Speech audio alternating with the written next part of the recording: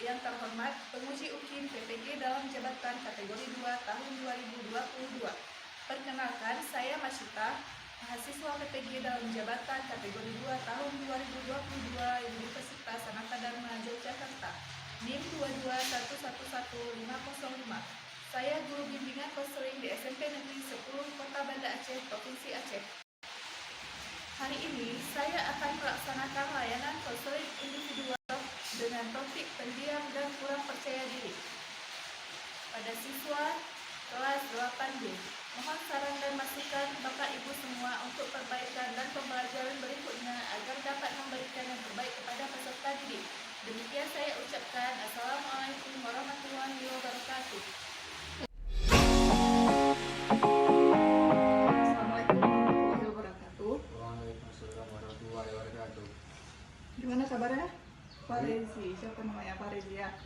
Dari kelas 9C. 9C. Tahu nggak kenapa Pak Rezi Ibu panggil ke sini? Nggak tahu. Nggak tahu?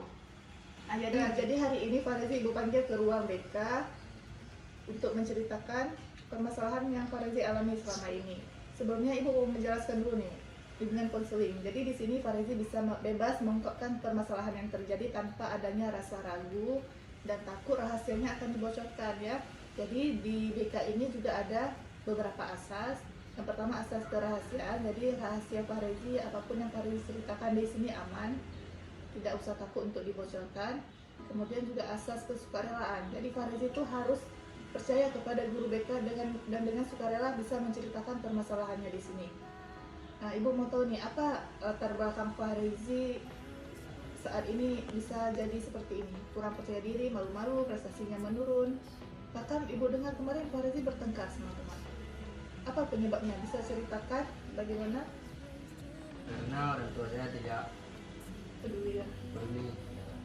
Orang tua tidak peduli dengan kamu. Tuanya kalau boleh tahu kerja apa Pak Rezi? Polisi. Ayah polisi, ibu Mama dokter. bapak dokter. Berarti keduanya sibuk ya. Punya adik, punya kakak, punya kakak sama adik juga tidak pernah berbicara dengan Pak Rezi. Tidak, ya. Tidak. Tidak. Jadi Pak Rezi di rumah itu seperti sendirian ya, walaupun ada keluarga di sekitar, tapi tidak ada tempat untuk mencurahkan isi hati Pak Rezi. Nah, kemudian di sekolah, kenapa bisa bertengkar dengan teman sekelas? Bu, untuk penyebabnya, kenapa bisa bertengkar dengan teman sekelas? Mau tahu nih awalnya kenapa Pak Rezi bisa kurang pas dengan teman sekelas? Apa penyebabnya? Karena dia ajak berantem. Ajak berantem. Siapa yang pertama ajak berantem? Ya, Dia. Alasannya kenapa tuh? Pasti ada alasan kenapa temannya mengajak berantem. karena dia suka dan nggak saya. Nggak suka lihat Pak Rezi. Alasannya? Mungkin Pak Rezi ada ganggu dia, ada ajak dia. Yang benar. Ada ngejek teman. Makanya dia mungkin emosi sampai mengajak berantem. Ada? Apa mungkin Pak Rezi ada mengejek atau membuli dia? Coba diingat. Ada. Oh, itu penyebabnya, makanya dia emosi sehingga mengajak Pak Rezi bertengkar. Nah, itu aja permasalahannya. Jadi itu penyebabnya Pak Rezi tidak lagi semangat dalam belajar, nilainya menurun, tidak termotivasi dan tidak percaya diri. Nah, Ibu juga melihat teman-teman hampir satu kelas itu memusuhi Pak Rezi karena Pak Rezi sudah tidak baik lagi sama teman yang mengajak berantem tadi ya. Baiklah, Ibu mengajak Pak Rezi untuk berpikir sejenak. Coba Pak Rezi pikir, dengan kondisi Pak Rezi saat ini, apa akibat yang Pak Rezi alami? Misalnya tidak percaya diri, bertengkar dengan teman, apa akibatnya? Coba Tidak Pak, percaya diri. karena tidak percaya diri ini, Pak Rezi jadi menurun semangat belajar sehingga berdampak pada prestasi belajarnya kan? Prestasi belajar Pak Rezi menurun kan? Sangat menurun drastis karena Pak Rezi tidak bisa berteman seperti biasanya. Nah, jadi untuk selanjutnya nih, Pak Rezi mau nggak berubah tingkah laku untuk berbaikan dengan teman? dengan teman tersebut? Nggak mau. Kenapa nggak mau? Apakah dia begitu menyakiti hati Farezi? Iya. Sekarang coba Farezi pikir, memaafkan. Memaafkan itu bagaimana? Memaafkan, kita dalam sebagai manusia itu harus saling memaafkan dan wajib memaafkan, karena dengan memutuskan silaturahmi itu apa akibatnya? Tidak boleh memutuskan silaturahmi, kan? Dalam Islam juga tidak dianjurkan, karena berteman itu tidak boleh tidak berteman atau bermusuhan melebihi 3 hari. Kita akan berdosa, ya. Apapun amalan kita juga tidak akan diterima apabila kita saling bermusuhan. Selain itu, dengan adanya rasa memaafkan ini, hati kita menjadi lebih lega, lebih baik. Coba dulu Pak Rezi minta maaf kepada teman. Mau nggak dia memaafkan? Bisa? Yakin bisa? Ibu mau lihat setelah ini Farezi meminta maaf kepada teman tersebut, kemudian berbaikan lagi, semangat lagi.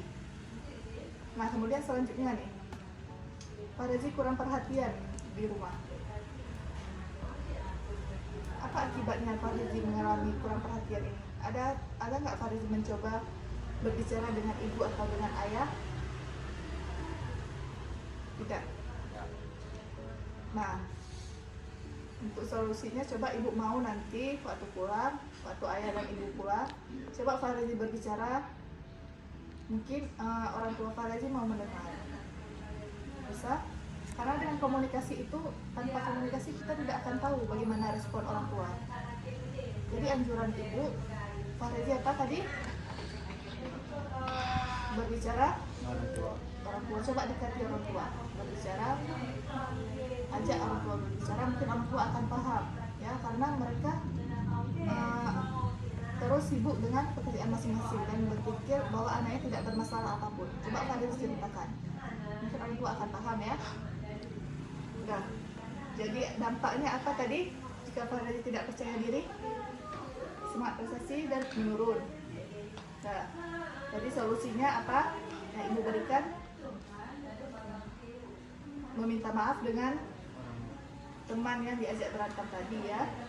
Coba buka hati Farezi, buka pikiran, tidak boleh saling bertengkar. Coba memaafkan, kemudian jadilah seperti dulu, anak yang ceria dan terus meningkatkan prestasi belajar. Oke? Dan kemudian dengan orang tua juga jalinlah komunikasi yang baik. Walaupun di tengah kesibukan orang tua, coba Farezi dekatkan komunikasi. Waktu orang tua istirahat, sedang makan, coba komunikasikan, ya. Nah, sekarang ibu mau tahu nih, apa tindak lanjut setelah konseling ini? Tindak lanjut Farezi yang akan Farezi lakukan apa? Yang pertama, tadi meminta maaf kepada teman. Setelah itu berkomunikasi dengan orang tua. Farezi mau melakukan ini, berkomitmen setelah konseling ini, berkomitmen untuk melakukan yang ibu anjurkan tadi. Komitmen. Coba Farezi bayangkan akibat-akibat jika Farezi terus seperti ini, ya. Nah, sekarang untuk membuang masalah ini Farezi harus mengikuti yang pertama komitmen solusi yang ibu berikan. Nah, baiklah, bagaimana ibu bertanya nih? Sebelum kita akhiri, bagaimana perasaan Farezi setelah ini? Setelah melakukan konseling kita hari ini, apakah lebih merasa lega? Merasa lega, berarti hari ini setelah melakukan konseling ini hati Farezi lebih terbuka untuk bisa memaafkan teman, ya.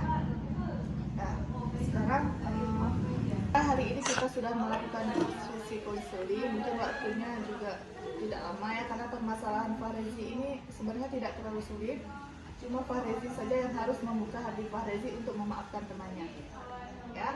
Dengan memaafkan maka Farezi juga akan lebih leluasa dalam berteman. Nah, dari kesimpulan konseling kita hari ini, apa yang Farezi bisa ambil?